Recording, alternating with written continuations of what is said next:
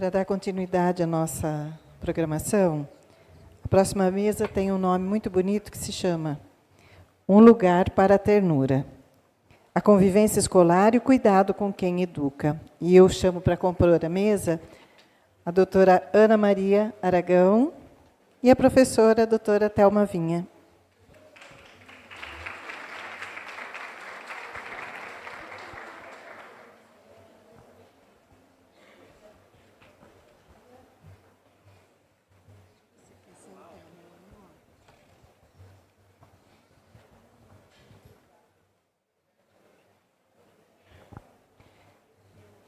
Vou apresentar a professora doutora Ana Maria Aragão, enquanto elas se acomodam.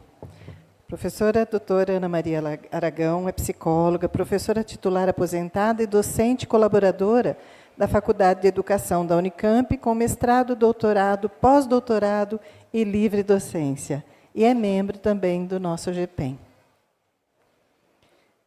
Passo a palavra, então.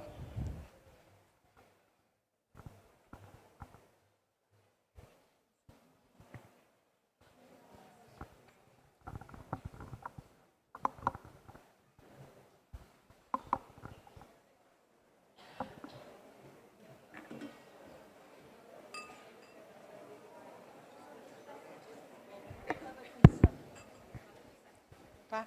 Você quer que tire daqui ou abra? Quero que abra. Já? Pode. Boa tarde, gente.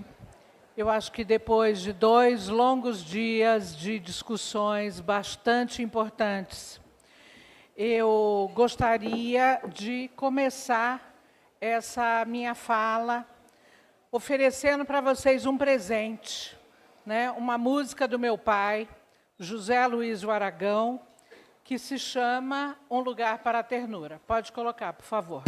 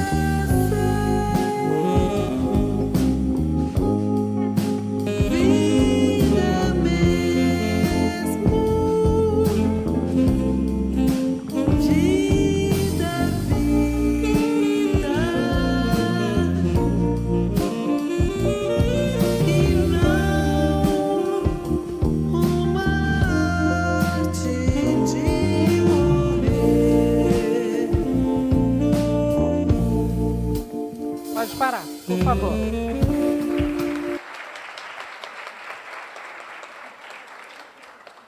Eu prefiro falar em pé,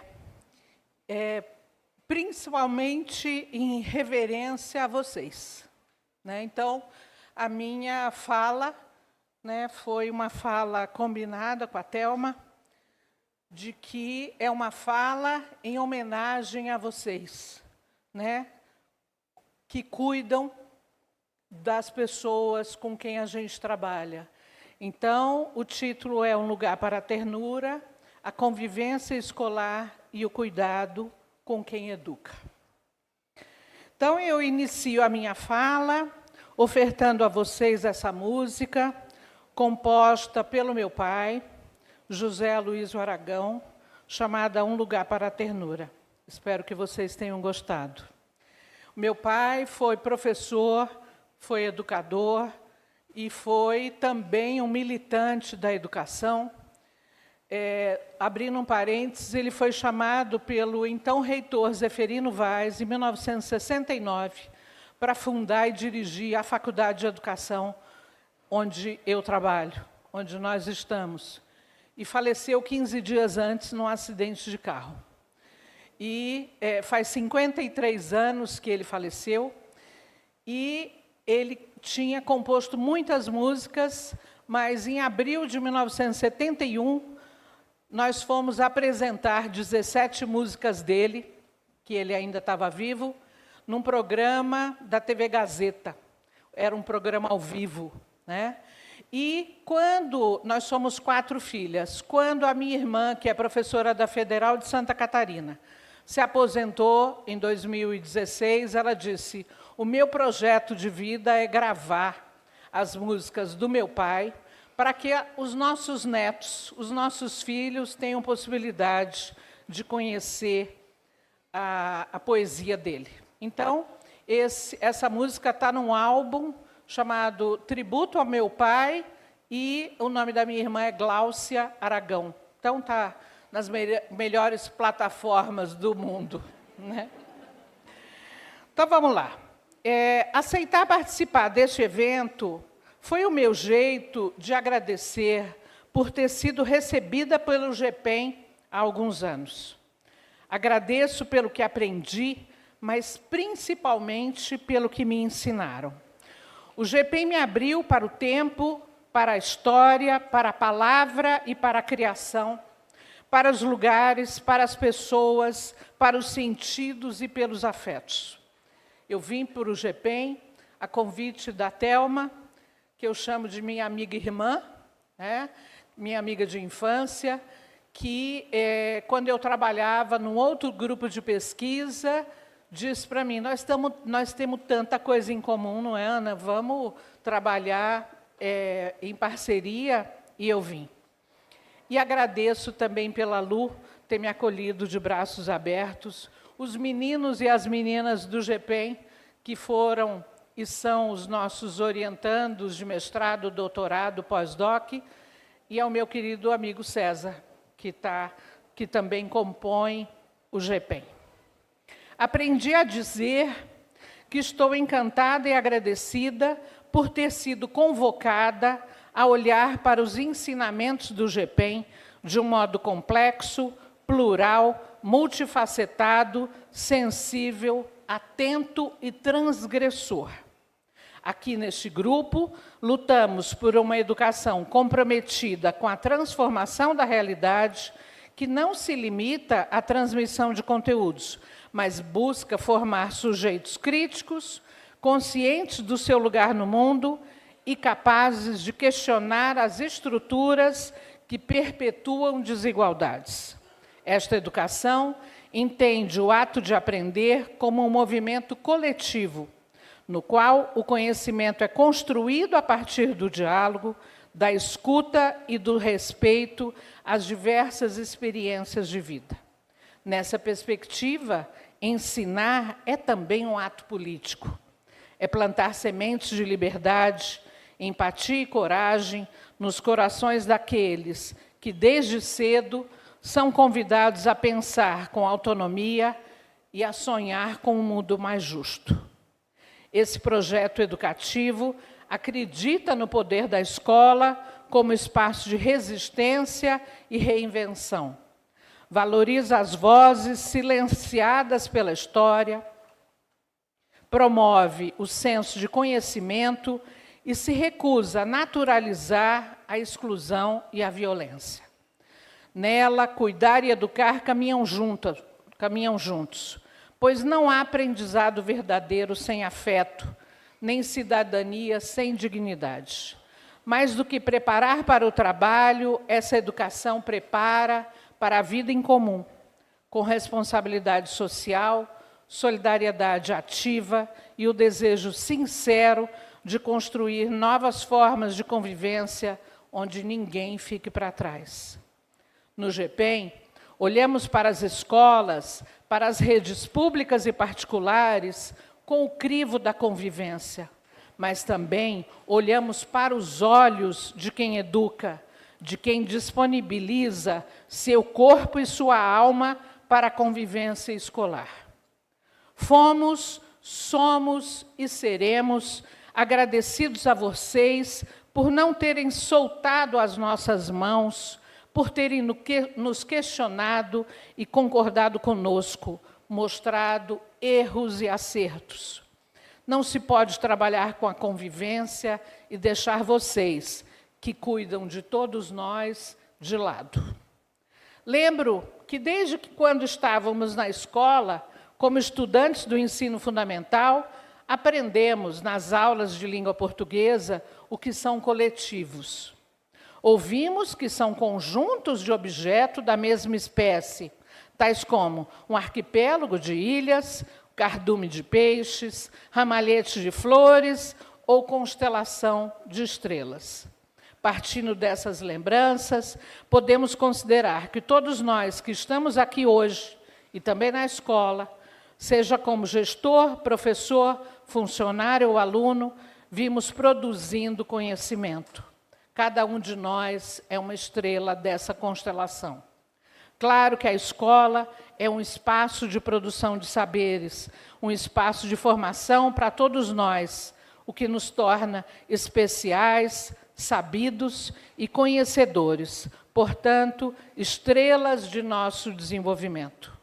Assim, podemos dizer que nesse evento, promovido pelo GPEM, somos uma constelação de saberes, quando damos novos sentidos e significados para o que a humanidade produziu e construiu, quando damos novos horizontes a constelações irmãs que estão próximas e distantes de nós. Uma das palavras que ressoam nesse evento é cuidar. Alguns autores nos ensinam sobre o cuidar. Leonardo Boff nos ensina que, abre aspas, cuidar é mais do que um ato, é uma atitude, portanto, abrange mais que um momento de atenção, de zelo e de desvelo. Representa uma atitude de ocupação, de preocupação, de responsabilização e de envolvimento afetivo com o outro. E continua o autor. O cuidado essencial é uma atitude amorosa, de ocupação, de preocupação, de compromisso e de envolvimento com o outro e com a vida. Rubem Alves afirma que educar é mostrar a vida a quem ainda não viu. E ele diz, veja, e ao dizer, veja, você está mostrando, abrindo caminho, revelando encantos. Bell Hooks disse, o ato de cuidar em sala de aula é radical, é uma recusa à indiferença, é o gesto mais revolucionário que um educador pode oferecer. Guimarães Rosa nos encanta quando diz, cuidar é quando a alma da gente repara que a outra está com sede. Por fim, meu pai, José Luiz Aragão, disse em verso, é preciso sempre haver um lugar para a ternura, mesmo na luta mais dura ou nos momentos de dor. Vocês cuidam do cuidar, com uma escuta sensível, atenta e acolhedora, para que aconteça a convivência ética e democrática nas escolas, que procuram cotidianamente garantir que princípios discutidos e definidos sejam seguidos à risca. Muitas vezes dizemos que não temos tempo de olhar com sensibilidade para as coisas do mundo. Mas Elizabeth Gilbert disse: o tempo, quando perseguido como um bandido, se comporta como um bandido. Está sempre em uma fronteira ou uma sala na sua frente, mudando de nome e de cor de cabelo para enganar você, saindo pela porta dos fundos do hotel, no mesmo instante em que você chega ao lobby com seu mais recente mandado de busca, deixando apenas um cigarro aceso no cinzeiro como uma provocação. Em determinado momento, você precisa parar, porque ele não vai parar. Você precisa reconhecer que não vai pegá-lo, que a ideia não é pegá-lo. Em determinado momento, você precisa relaxar, ficar sentado e deixar o contentamento vir até você. Gratidão é outra palavra ressoante nesse evento. Assim dizemos a vocês: somos gratos a tudo isso, mas principalmente por dedicarem tanto tempo ao tempo de nossos alunos, educadores, funcionários e a nós todos. Agradecemos por contribuírem com a construção coletiva de um mundo melhor, mais humano e mais fraterno. Como dissemos em outra ocasião, onde, se não na escola, poderíamos retomar essa construção de um mundo outro? Um lugar em que convivem milhares de pessoas esperançosas de uma vida outra, de sonhos de amor e entendendo que a vida nos foi dada vazia para preenchermos dia a dia de luta e poesia, labor e alegria e de todas as formas de viver, como cantou meu pai. Nessa itinerância do GPEM, andamos por horizontes próximos ou longínquos, atrás do tempo, para que tenhamos chances de cuidar de todos, de nossos amigos de infância, que fizemos agorinha mesmo ou há tanto tempo. Traçamos juntos novos caminhos e novas cartografias com vocês, que nos deram as mãos e que nos acolheram nas escolas e nas redes públicas e particulares. Respeito é a outra palavra ressoante nesse evento. É o que brota com as sementes que aguamos nas escolas e que nos enriquece porque florescem, a nós e a vocês.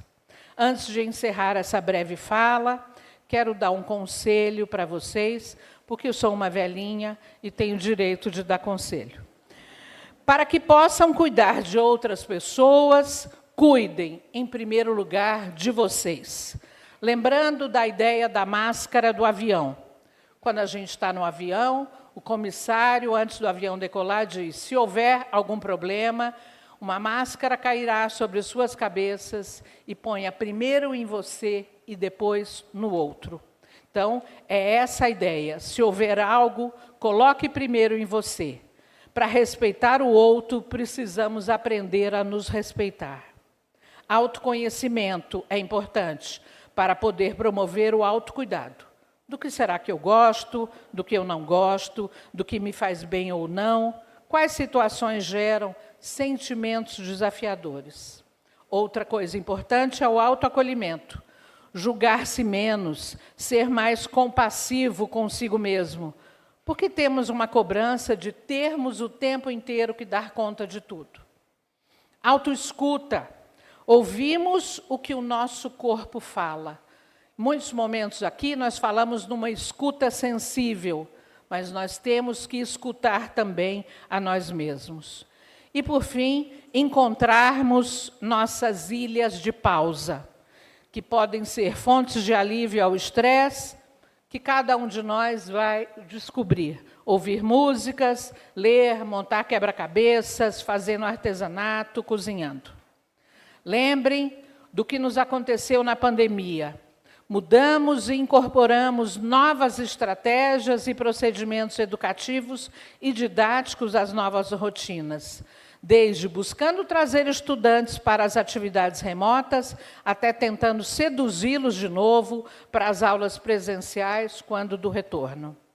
Houve mudanças intensas nos nossos hábitos e rotinas. E aprendemos, mesmo que a duras penas, que dar aula online não era o mesmo que transpor o conteúdo do que foi planejado para algo que deveria ser presencial.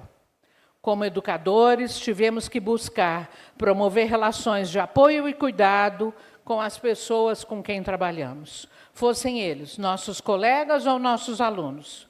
Aprendemos que era fundamental dar a voz a todos, sem pressa, acolhendo sentimentos por meio de uma escuta sensível, cuidadosa e sem uma pausa utilitarista, não nos esquecendo que muitos de nós perdemos, na pandemia, familiares e amigos, passamos por dificuldades emocionais, relações conflituosas, angustiadas e problemas financeiros, e que tivemos medo, muito medo, de que tudo aquilo não acabasse nunca.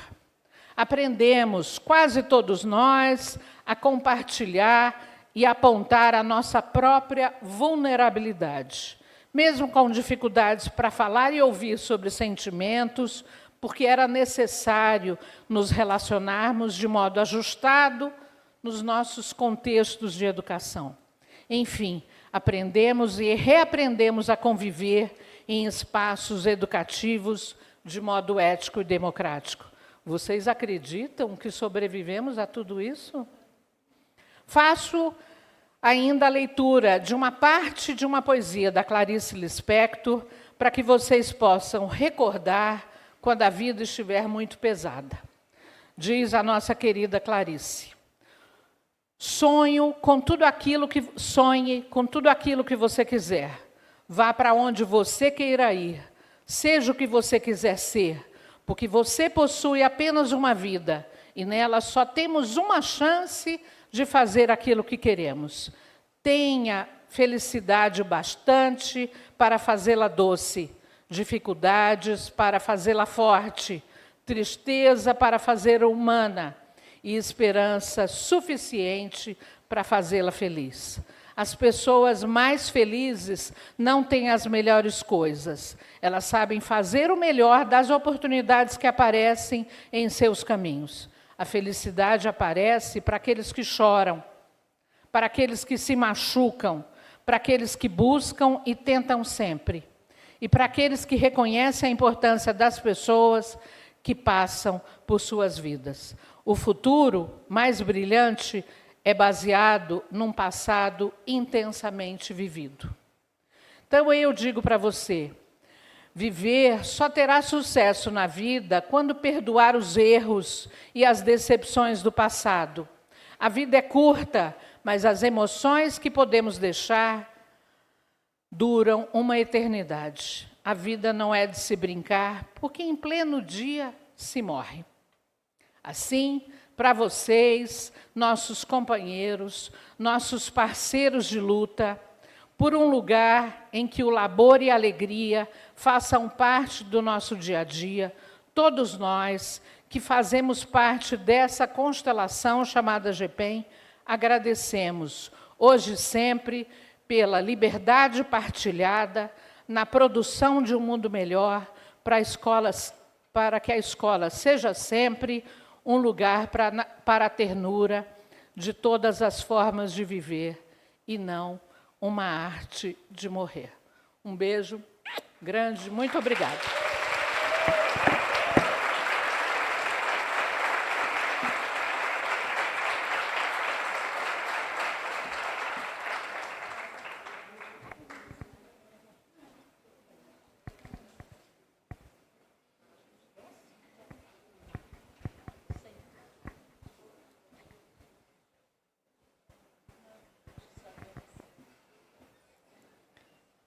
Obrigada, professora Ana. Quero convidá-la para permanecer conosco aqui na mesa.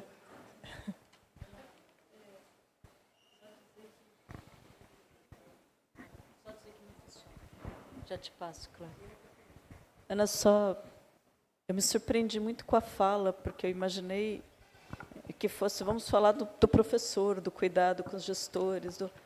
E conforme você foi nos envolvendo, a gente sentiu tão cuidado e tão importante. Então, em nome do GPEM, pela generosidade da tua fala, eu acho que em nome dos profissionais em educação, que apanham tanto, né, na vida, no sentido, tem tanta beleza, mas tem... Quanta gente a gente não conversa que fala, olha, mas minha escola está violenta, eu tenho um aluno que está... E você fala, preocupa do coletivo e com cada um, sabe? E carrega isso à noite para casa.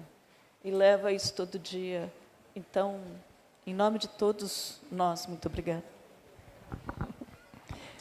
Obrigada, professora. Eu quero convidar para compor a mesa também o senhor diretor associado, professor doutor Guilherme Duval Toledo Prado.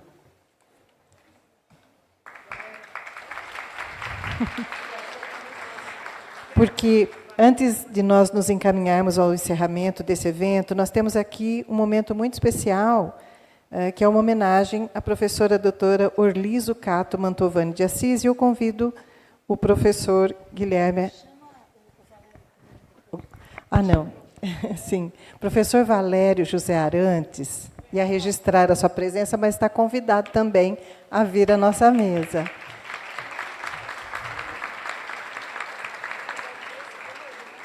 E eu quero lembrar aqui o nome da nossa querida professora orientadora da professora Orli, a professora Zélia Ramose Querotino. Ela não pôde estar presente, mas estamos registrando o nome dela aqui, com muito carinho.